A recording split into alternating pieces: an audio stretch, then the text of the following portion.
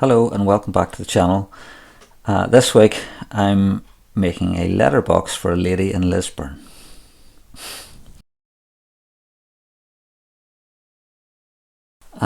So if I'm making a letterbox, why am I showing you a table? This is the remnants of that pagoda table that, if you remember, was used to refurb the garden seat.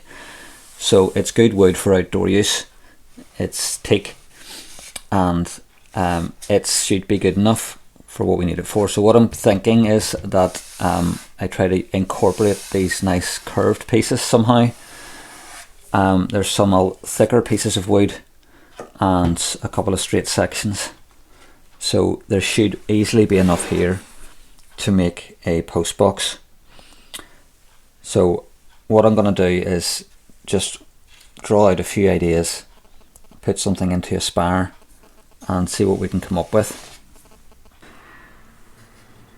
So these are those curved sections once they've been run through the thicknesser.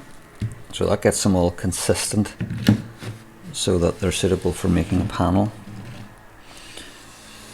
So they fit together quite well. They were spaced when they were on the table, but they do fit together quite well. But I don't think that's going to be a good enough join for glue. So normally if that was a straight piece of wood, I'd just put that through the jointer, get a straight edge, and that would be suitable for gluing. So what I intend to do is draw these out in a spire. So I'll take a photograph of this, load it in, and then draw these arcs in as toolpaths, and then use a 1/4 inch straight cutter just to allow for any error or any deviation to produce straight cuts along these arcs to give me a good tight glue joint. So the other thing I have to bear in mind is the size of this box. So it has to be capable of holding a C4 envelope. So that's an A4 sheet of paper.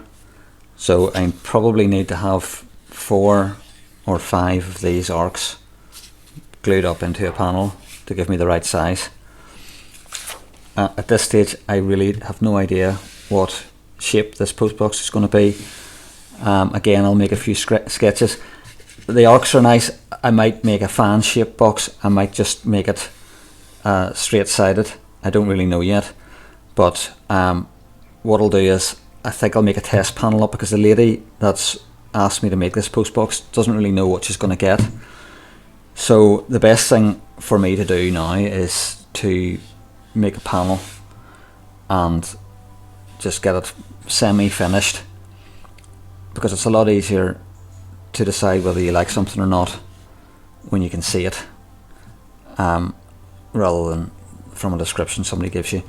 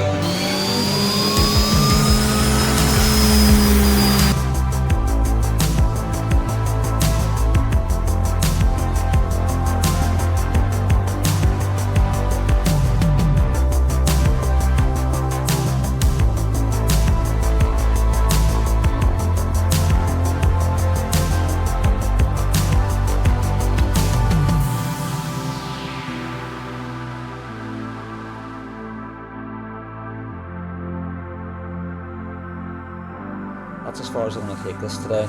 So the test panel's now complete. I'll take it to the lady and see if this is something that she would like.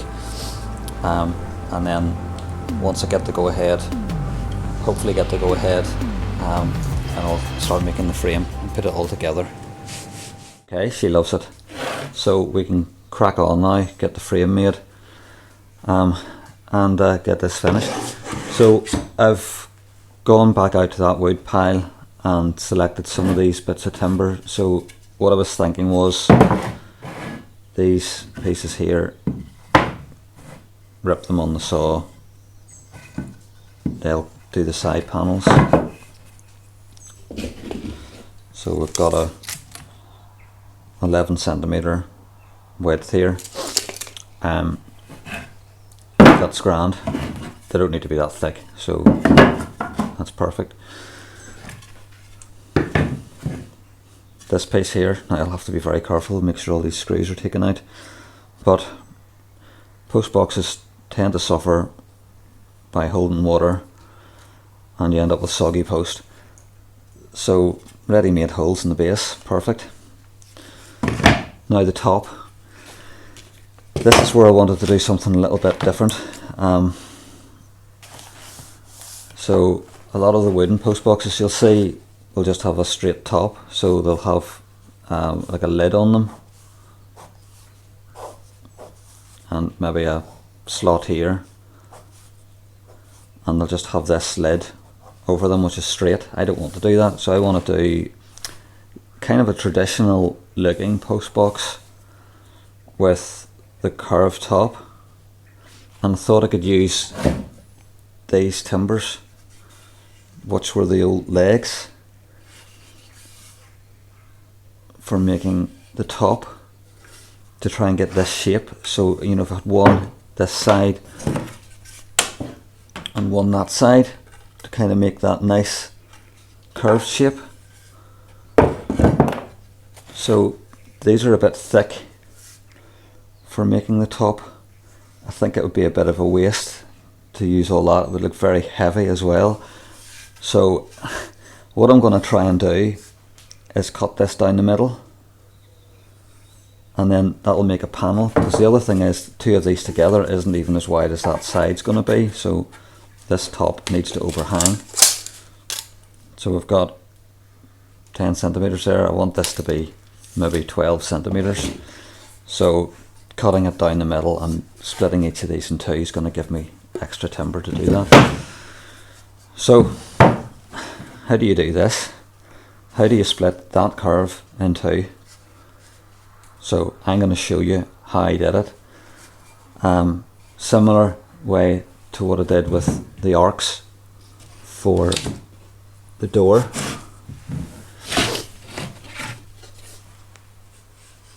You guessed it, a spar. So photograph of the leg, draw a vector, which is really a tool path for the 1/4 inch straight cutter to follow, and cut it into a sacrificial board. Lay this over the tool path, the cut that I've made in the sacrificial board, to align it as closely as possible, and then cut along the outside edge, cut up the middle, and then cut along here to get that shape in two pieces, and then that'll give me enough timber to make the width I need, plus it will make this a little bit more delicate looking, look a lot nicer.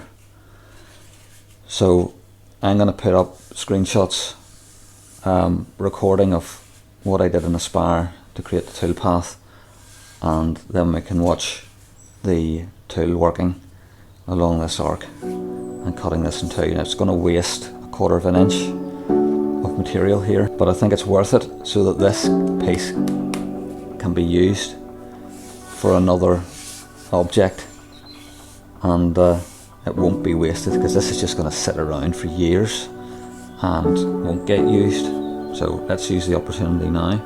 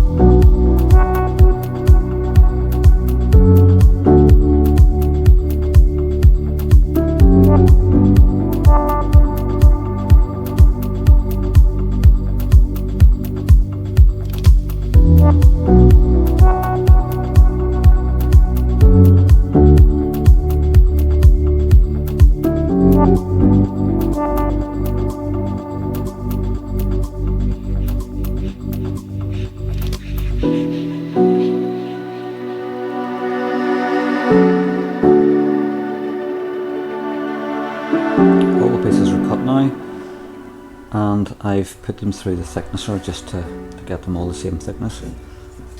So these are the table supports now ripped in two to be 15mm thick. So they're going to do sidewalls, so they'll glue together. And this is the piece for the bottom. So again, two of those, but the bottom's not going to be long enough to need two of them, but there's another one there anyway. And then the top, so the top came out quite well. So I've got three pieces that I'm going to glue to make a panel for the lid. So they will all fit together quite well. Now, I ran these through the thicknesser before I split them, so I don't need to put that through a jointer. That would be quite tricky. So I will get all of these glued up today and ready to cut them to size later. So a little bit of a rethink on the shape. So rather than go for that traditional symmetrical lid, I'm gonna go for something more like this. So it might make it look a bit more modern. But why have something everybody else has when you can have something different?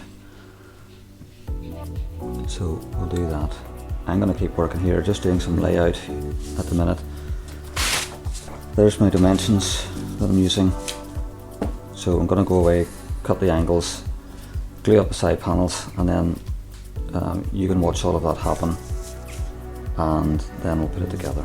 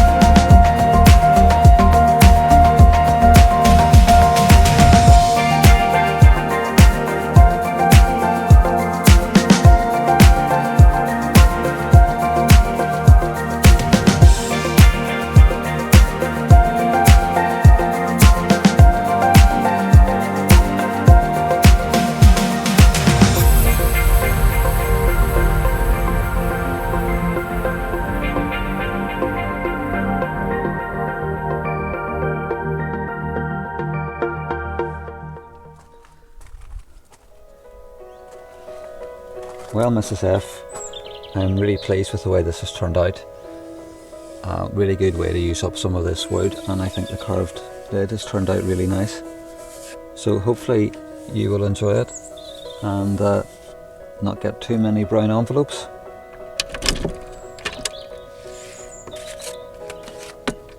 What's this? Oh, let's take a look.